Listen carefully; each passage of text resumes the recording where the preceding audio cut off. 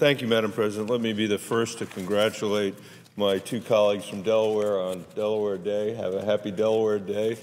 We have a lot of great things in Colorado, but I'm not going to try to outcompete you on beaches this afternoon. We don't have a lot of those. But I do think it puts me in mind of something, and that is our Constitution. Delaware, as Senator Kuntz mentioned, was the first state to ratify the Constitution of this great country. My state didn't become a state until nearly a century later. I guess a century later. We're the centennial state as a result of that. But that Constitution that enabled generation upon generation of Americans, as a preamble to that document said, to secure the blessings of liberty for ourselves and our posterity. It's important in these days of these budget discussions to remind ourselves that they didn't stop with themselves. The document doesn't stop with ourselves. It talks about ourselves and our posterity. That's what we're talking about here when we're involved in this budget discussion. These aren't decisions that are about ourselves. These are decisions that are about the next generation of Americans and the generation after that, and it's time for us to do our job. It's time for us to walk back from this fiscal cliff and come up with a comprehensive plan. We know what the outlines of that are today, and we need to stop playing political games in this holiday season and get this work done, not for ourselves, but for our posterity. Madam President, as you know, I've been to the floor many times in the last several years to talk about the dysfunction that reigns in this place too often. But today I'm here on a happier occasion because I want to celebrate an accomplishment, a bipartisan accomplishment that I think is very important. We were able to work together earlier this week to improve and expand something called Troups to Teachers.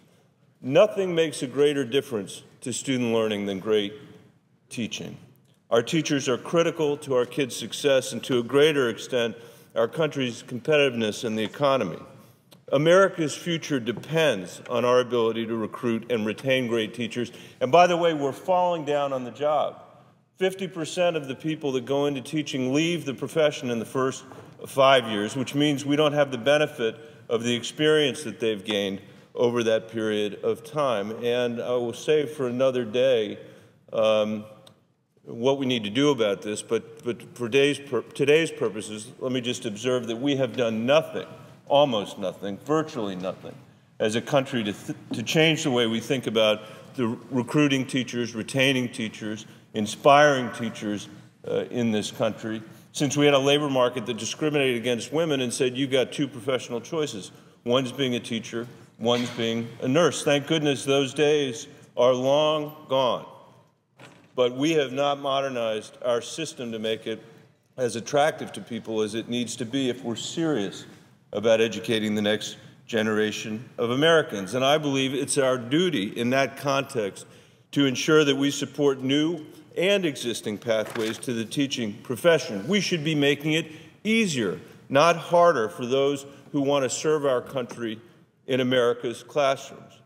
Troups to Teachers is one of those undertakings. It has been recruiting and placing veterans and servicemen and women in classrooms around the country since 1994. It brings veterans and service members into some of the hardest to serve areas in our country.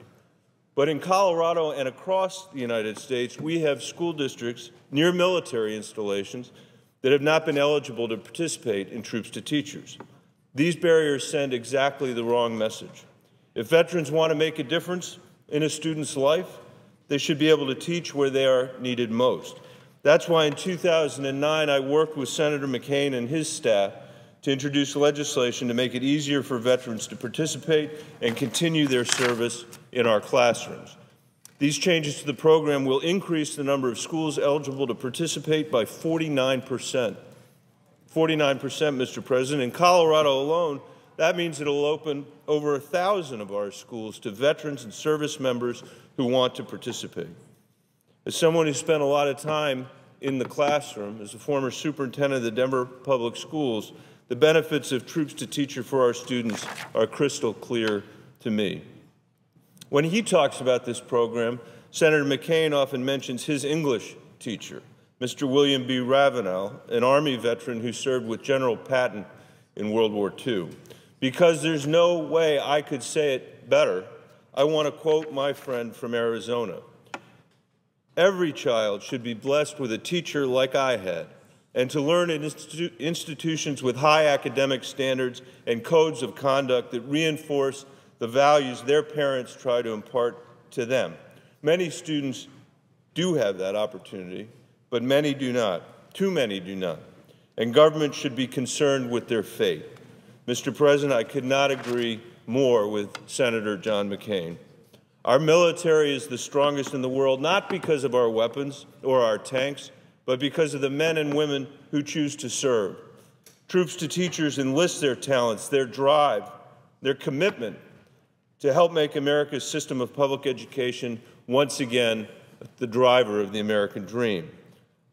I'm glad to have done this bipartisan work with Senator McCain to pass this amendment, and I want to thank Senator McCain and his staff who worked so hard to get this over the finish line. Finally, I'd like to thank Senator Webb for his leadership on this initiative, as well as Chairman Levin and the staff of the Armed Services Committee. Mr. President, I yield the floor.